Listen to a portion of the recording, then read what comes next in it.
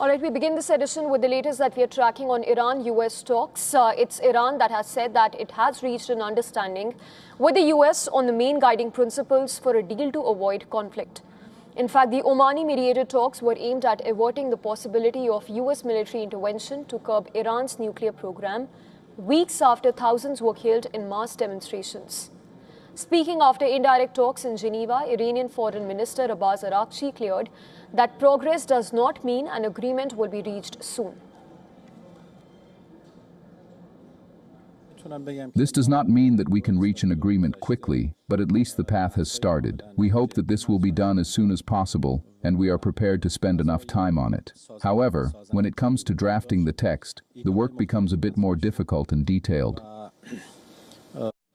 In Washington, US Vice President JD Vance said that talks went well in some ways. It was in an interview with Fox News that he said he spoke with US Envoy Steve Witkoff and Jared Kushner earlier in the day about negotiations with Iran. Vance said that US made it clear where its red lines are, which included blocking Iran from gaining a nuclear weapon.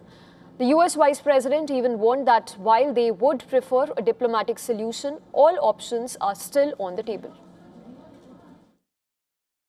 Announcements today. I think the president has a lot of options. We do have a very powerful military. The president's shown a willingness to use it.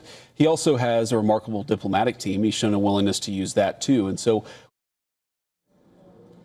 before the talks, Iran's supreme leader had expressed skepticism over the outcome. Referring to US calls for Iran to abandon its nuclear program, he said that determining the outcome of the negotiation in advance is a mistake and madness. In a message to Washington, the Iranian supreme leader said that US would not succeed in destroying Iran.